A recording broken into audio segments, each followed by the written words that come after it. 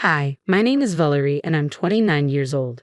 I've wanted to talk about this for a long time, but due to legal issues, I couldn't until now. Now that I can, I want to share my story as a warning to my mother-in-law. I don't want her to come near us again. Adrian and I met because of our mothers. His mother, Felicia, and my mother, Veronica, were old friends. One day, they met for coffee after many years and realized they both had single children. They decided to set us up, and a week later, Adrian and I found ourselves at the same coffee shop. Though it was a bit awkward that our mothers set us up, we quickly warmed up to each other. We found out we had a lot in common, like our love for action movies and pizza. We were so engrossed in our conversation that we didn't notice the time passing. As the sun began to set, we said goodbye but promised to meet again soon. The next week, we met for a newly released action movie and pizza. We continued to go on dates almost every week for the next 2 months. I found myself falling deeply in love with Adrian. He also fell in love with me, which I could tell because his face would light up every time he saw me. He paid close attention to everything I said, and if I mentioned something I wanted, he would often surprise me with it on our next date. I loved his sense of humor, how attentive he was, and how much he cared for me. Because of this, I was the one to make the first move and ask him to be my boyfriend. He enthusiastically said yes. We officially introduced each other as a couple to our parents. Both our mothers were overjoyed and proud that they had brought us together. However, over time, I noticed a change in Felicia's behavior toward me. She became cold and distant, sometimes making snide remarks under her breath. When I asked her why she was behaving that way or why she said something rude, she always told me it was nothing or tried to convince me I was imagining things. This bothered me a lot, and one day, I spoke to Adrian about it. He got angry and promised to make sure his mother treated me properly. I was grateful for that. I knew how much Adrian loved his mother, but the fact that he would stand up for me against her made me incredibly happy. I don't know what Adrian said to his mother, but after that, Felicia treated me like she used to before her behavior changed. I was grateful and enjoyed the stress-free time. Adrian and I dated for 2 years before deciding to get married. Our wedding was a small and intimate ceremony with only our closest friends and family present. Shortly after we got married, tragedy struck. Adrian's mother, Felicia, had her house burned down due to faulty electrical wiring. Thankfully, she was safe. Felicia was alright and unharmed as she had been out when the house caught fire. Since she had no place to stay, we opened our home to her. She lived with us for the next year. During that year, Adrian and I experienced great success in our careers. We were in a good place to start a family and decided to try. Within 2 months, I got pregnant. Adrian and I were overjoyed. We had always talked about being parents, and the fact that our dream was coming true made us feel really good. However, our joy slowly started to fade as Felicia gradually became more controlling. I suffered from a lot of morning sickness and cramping. My legs got swollen, making it hard to do household chores because all my energy was spent at work. Felicia couldn't stand this. She would yell at me to do her work. One day, I came home early from work because I was in too much pain. I lay down on the bed and took a short nap. But I was rudely awakened a little while later by Felicia. She began yelling at me for not having done her laundry. Disoriented from being woken up, I asked Felicia what she was talking about. "Valerie, why didn't you do the laundry today? Now I have nothing to wear." "Wait, what? Why didn't you do your own laundry? It's not my responsibility." "It's your responsibility as the host to take care of that."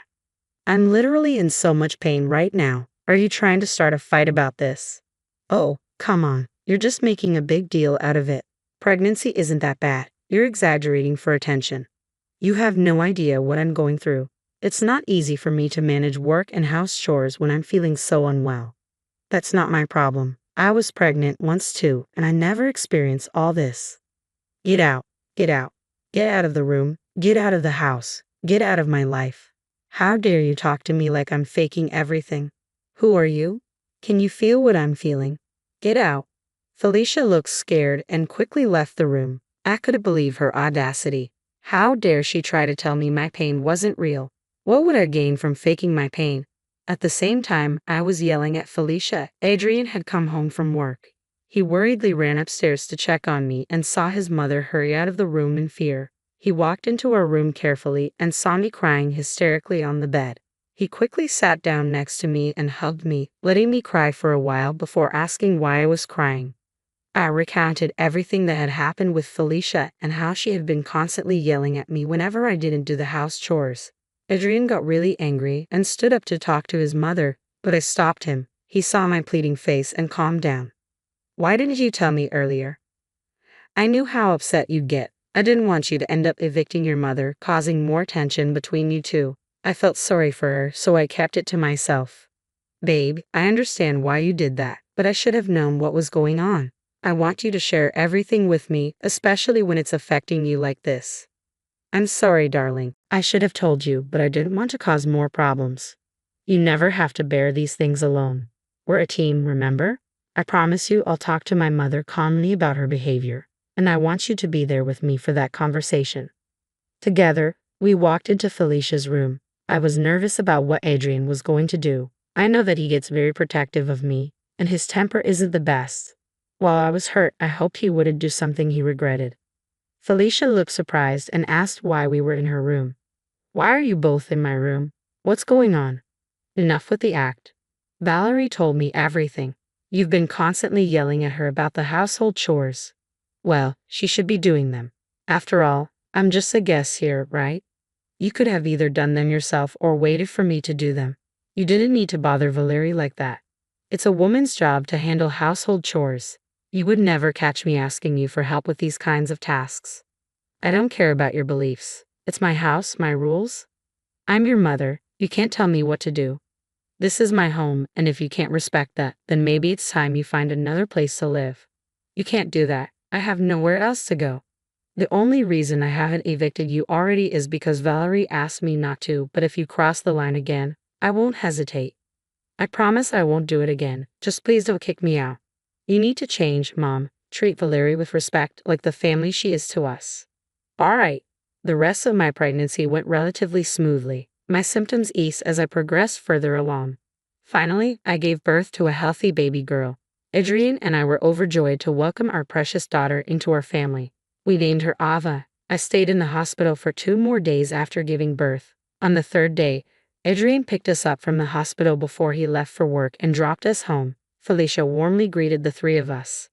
Oh, look at my precious granddaughter. You've done such a wonderful job, Valerie. She's the most beautiful bundle of joy.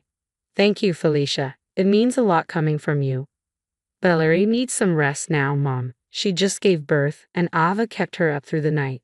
Don't worry, I'll take care of the baby. You go and get some rest, Valerie. I don't want to be away from Ava so soon. Trust me, you'll need this rest soon enough. Mom will take good care of her. You rest, dear. I'll be here to look after Ava. All right, but just for a couple of hours. Then I'll take over. That sounds fair. You rest now, and I'll do the same later. Thank you, Mom.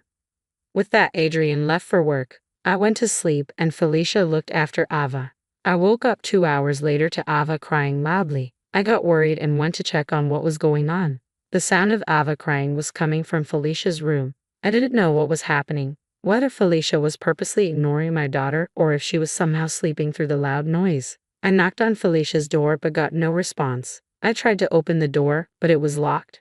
Panic started to set in. I began banging on the door and yelling for Felicia to open it.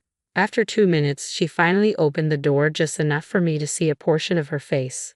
Felicia, what are you doing? Let me see Ava. I'm just trying to teach you a lesson. You can't rely on Adrian for everything. You need to take responsibility for your duties around the house. This is not the way to teach a lesson. Give me my child right now.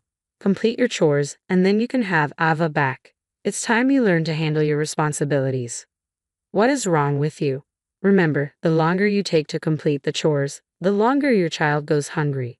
Fear replaced the anger in me. I was ready to do anything that Felicia asked as long as Ava was safe. I couldn't understand why she was being so cruel to me right after I had given birth, but I didn't have the luxury of arguing about it. I needed my baby fed and safe. I asked Felicia what needed to be done. Felicia told me there was a pile of dishes to be washed, the house needed to be vacuumed because it had gotten dusty, and the common bathroom had to be scrubbed clean. She also said I had to finish everything before Adrian came back and that I couldn't tell him anything about it. Otherwise, she would make things worse for me. I nodded through my sobs and left to complete the chores. I sobbed because I was still in pain, but I knew I had no choice. I spent the next couple of hours toiling away to make the house clean for Felicia. I had to take a few painkillers to stop me from fainting from pain and exhaustion. I also had to be careful not to strain my stitches and tear them. All in all, I was having a tough time and kept crying as I did the chores. I wanted to tell Adrian because this was beyond cruel, but I was scared about what Felicia might do to Ava. I was glad that Felicia had managed to get Ava to stop crying, but I was still scared about what the future held for us. I just wished there was some way out of this. The universe heard my wish and did more than I had hoped for. That day, Adrian arrived home 2 hours early to surprise Ava and me. When he walked into the house, he couldn't find me anywhere. He saw the light in the common bathroom switched on and walked in to see me on my hands and knees, scrubbing the floor while sobbing. Adrian rushed over to me and asked why I was overexerting myself like this. At the sight of him, I started sobbing harder. Adrian panicked and pulled me into his arms, gently stroking my hair as he waited for me to calm down. When I did, I told him about what Felicia had done. Adrian was seething, and unlike last time, I didn't stop him. Adrian banged on Felicia's door and demanded she open up. Felicia opened the door and looked at him in surprise. Adrian, how come you came home early? Did you forget something? I didn't forget anything. I came home early because I wanted to surprise Ava and see my family, but instead, I found you trying to teach my wife a lesson in the worst possible way. Oh, come on. I was just trying to help her be a better wife and mother. She needs to learn to handle her responsibilities. Help? That was no help. It was cruel and heartless. How could you treat her like that? She needs to learn. It's for her own good. For her own good. Look at our child. You had no right to involve her in your twisted lessons. She's just a baby. I know what's best for everyone, including you. Valerie needs to change. No, you need to change. I won't let you hurt my family anymore. We're done. I want you out of our lives. Adrian, you can't be serious. I thought you cared about me. I did care about you once, but not anymore. You've crossed the line, and I won't tolerate it. I will make you pay. Adrian, please. I didn't mean for this to happen. It's too late for apologies. You need to face the consequences of your actions. He silently walked out of her room and handed Ava to me. I cried tears of joy. I knew you had to be some kind of monster to torment an innocent child like that. Anger swirled within me, and I wanted to make Felicia pay. I asked Adrian what he had done to Felicia. I'm going to file a lawsuit against her. She endangered our child and harassed you. I will make sure she pays dearly for it, Adrian declared. But Adrian, fighting a lawsuit, isn't it too much? You and Ava are my world. Nothing is too much if anyone hurts either of you. She had no right to treat you like that. Thank you for standing up for us. I can't believe she would go to such lengths to get her way. I don't know what I would have done without you here. It was terrifying. From now on, you and Ava will be safe. I won't allow anyone to harm you ever again. True to his word, Adrian filed the lawsuit. A couple of days later, Felicia was served with court summons. Felicia was shocked and asked Adrian what the summons was for. You endangered my child and harassed my wife after she gave birth. I had to file this lawsuit to hold you accountable for your actions, Adrian said firmly. Adrian, please. I didn't mean to cause harm. I was just trying to help.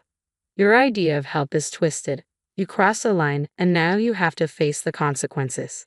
We're family. You can't do this to me. Family doesn't give people the right to hurt others. You hurt Valerie and traumatized Ava. I won't stand for it.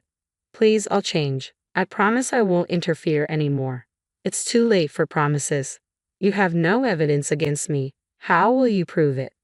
I installed baby cameras everywhere the night before Valerie got home from the hospital. I've got more than enough evidence of you hurting my family. Adrian, I beg you don't do this. I'll do anything to make it right. You had your chance to be better. Now you must face the truth. You broke my trust, and I won't let you hurt my family any longer. In the months that followed, things moved quickly in court. Felicia was charged with a misdemeanor and sentenced to 6 months in jail plus an $800 fine. When the judge announced the sentence, Felicia broke down and started wailing in the courtroom. Adrian didn't seem to care about her tears and instead looked satisfied that she got what she deserved. As I watched Felicia get escorted out of the courtroom in handcuffs, I couldn't help but feel relieved. I knew that for at least the next 6 months, my family and I would be free of Felicia's toxic behavior. Meanwhile, Adrian and I focused on raising our newborn daughter Ava and didn't let Felicia's actions define us. We found strength in each other and the support of our friends and loved ones. While Felicia was in jail, she had time to think about what she had done. At the same time, Adrian and I worked on healing from the hurt she caused. I couldn't fully forgive her, but I knew it was important to move forward for our own sake and our families. Felicia finished her jail time and sought counseling to make amends for her actions. I wanted to believe she could change, but I remained cautious and never let her come close to us again. One time she tried, and I threatened to get a restraining order. Our lives gradually got back to normal. The pain Felicia caused was still there, but we focused on building a better future for our family and cherishing the happiness Ava brought into our lives.